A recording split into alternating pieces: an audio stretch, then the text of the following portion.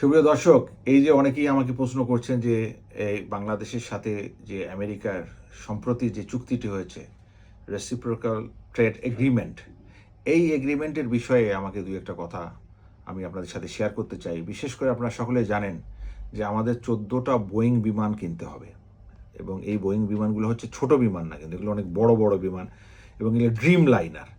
তো আমাদের প্রায় 30 থেকে 35 হাজার কোটি টাকা বাংলাদেশে দিতে হবে, আপনারা সকলে জানেন এই বিষয়টা। এবং এইখানে যে একটা চুক্তি হলো, এই চুক্তিটা পুরো একটা দাসত্বের শৃঙ্খলের একটা চুক্তি। কারণ আপনারা অনেকেই জানেন যে পৃথিবীতে দুইটি দেশ, এই আমাদের আশেপাশে এশিয়ার দুইটি দেশ, বিশেষ করে মালয়েশিয়া, এই তাদের সাথে যে চুক্তিটি হয়েছিল, আমেরিকার সুপ্রিম কোর্ট যখন এই যে ট্রাম্পের এই যে অনৈতিক এবং অবৈধ এই যে শুল্ক আরোপ, এটাকে যখন সেখানে চ্যালেঞ্জ করা হয়, সুপ্রিম কোর্ট এটাকে অবৈধ ঘোষণা করে, যার ফলে মালয়েশিয়া কিন্তু তাদের চুক্তিটা বাতিল করেছে। এবং ইন্ডিয়াও কিন্তু আমরা টাইম নিচ্ছে, এখন কিন্তু চুক্তি তারা সই করেনি।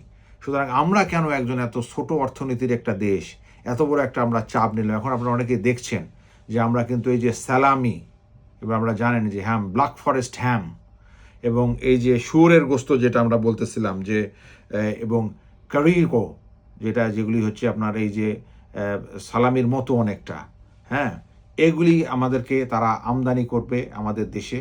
এবং এগুলি যখন আমেরিকা থেকে রপ্তানি করা হবে, আমরা কিন্তু সেটাতে বাধা দিতে পারবো না। কারণ এটা হচ্ছে আপনার মার্কেট ওপেনিংয়ের ক্ষেত্রে তারা কিন্তু এই বিষয়টা আমাদের এইখানে সাপ্লাই দিলে আমাদেরকে সেটা গ্রহণ করতে হবে। এবং এই যে গ্রহণ করতে হবে, আমরা যে বাধা দিতে পারবো না, এটাই হচ্ছে কিন্তু একটা অনৈতিক, এবং এটা হচ্ছে বেআইনি একটা একটা ধারা। এবং এটা বাংলাদেশের সংবিধান এবং আন্তর্জাতিক আইনে এটা কোনোভাবেই এটাকে পারমিট করে না। কারণ হচ্ছে আমরা যদি বাংলাদেশ সংবিধানের 145-এর ক অনুচ্ছেদ অনুসারে প্রত্যেকটি আন্তর্জাতিক চুক্তি রাষ্ট্রপতির নিকট উপস্থাপন করা হবে এবং সংসদে আলোচনা কল্পে সেটাকে পাশ করা হবে। এটা তো সংসদে উঠে নাই, তো সুতরাং এইটা রাষ্ট্রপতির কাছেও এটা উঠানো হয় নাই। আর বাংলাদেশের যে অন্তর্বর্তীকালীন সরকার, তারা তো এই কাজের জন্য নিয়োজিত ছিল না। নির্বাচনের 2-3 দিন আগে 9 তারিখ তারা কিভাবে এই চুক্তিটা করলো? কারণ তারা হচ্ছে রুটিন ওয়ার্ক করবে, তারা একটা নির্বাচন করবে। এবং সেই সরকারটার কথাও যদি আমরা বলি, আপনারা সকলে জানেন যে সরকারের পক্ষ থেকে বলা হয়েছে যে প্রেসিডেন্ট একটা রেফারেন্স দিয়ে একটা পরামর্শ চেয়েছিল সুপ্রিম কোর্টের কাছে যে কিভাবে সরকারটা গঠন করা হবে। সেই রেফারেন্সটার কপি এখন পর্যন্ত কেউ দেখাতে পারেনি। পরবর্তী দেখা গেল যে এটা একটা চরম মিথ্যাচার। কারণ বাংলাদেশের সুপ্রিম কোর্টের প্রধান বিচারপতি সহ অন্যান্য বিচারপতিরা তখন ওই আর্মিদের বা বাংলাদেশের সেনাবাহিনীর তত্ত্বাবধানে তাদের মেহমানখানায় ছিল।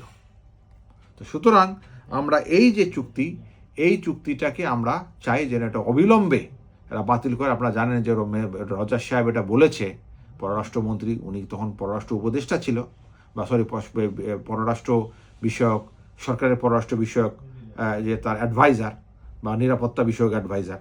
তো উনি তখন এই পরবর্তীতে বলেছে যে এই চুক্তিটা করার সময় নাকি বাংলাদেশের যে দুইটি প্রধান রাজনৈতিক দল এখন, যারা সরকার এবং যারা বিরোধী দল, বিশেষ করে তাদের প্রধান যারা তারেক রহমান এবং এই জামাতি ইসলামের শফিকুর রহমান সাহেবের সাথে আলোচনা করে কনসেন্টের মাধ্যমে এই চুক্তিটি করা হয়েছে।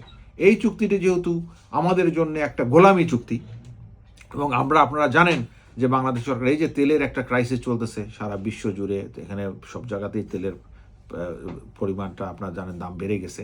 এবং আমরা এটা রাশিয়ার কাছ থেকে তেল নিতে চেয়েছিলাম কেনার জন্যে, তারা সেটা রাজিও হয়েছিল, কিন্তু মাঝখানে এখন আমাদেরকে আমেরিকার অনুমতি চাওয়ার জন্য সরকার চিঠি লিখছে, অনুমতি দেবে না। এছাড়া অনেকগুলি এখানে যেমন আপনার ধারা আছে, যেমন বিশেষ করে 700,000 টন এবং গম এবং সয়াবিন এবং তুলা বাৎসরিক আমাদেরকে আমদানি করতে হবে। তো এই যে প্রসেস মিট যেগুলি আমরা বলছিলাম, বিশেষ করে শুয়োর মাংস, সালামি এবং ব্ল্যাক ফরেস্ট হ্যাম, এগুলি কিন্তু আমরা এখন চাইলেও কিন্তু আমরা না করতে পারবো না। তো এই কারণে এটা বাংলাদেশে তারা এই শুয়োরের গোস্ত রপ্তানি করবে। তো এই বিষয়গুলো নিয়ে কথা হচ্ছে, এবং আপনারা জানেন যে এই বিষয়গুলি আমরা সব প্রতিবাদ জানাই, এবং আমরা চাই যে সরকার অনতিবিলম্বে যে এখানে যে প্রসেস আছে তারা নোটিশ দিয়ে যেন এই 6 মাসের, আগামী 6 মাসের মধ্যে এই চুক্তিটি বাতিল করে। এবং এখানে আমি একটা ভিয়েনা কনভেনশনের একটা ধারা আমি বলতে চাই, বিশেষ করে 1969 সালের একটা ধারা, যে এটাকে ওই ধারা অনুসারে কিন্তু এই চুক্তিটা হচ্ছে ভয়েড অ্যাবিনেশিও, প্রথম থেকেই ভয়েড। সুতরাং আমরা সকলেই এটা যেন আমরা যদি প্রতিবাদ করি এই গোলামী চুক্তি থেকে আমরা অবসান চাই, আমরা এই দাসত্ব চাই না। ধন্যবাদ সকলকে।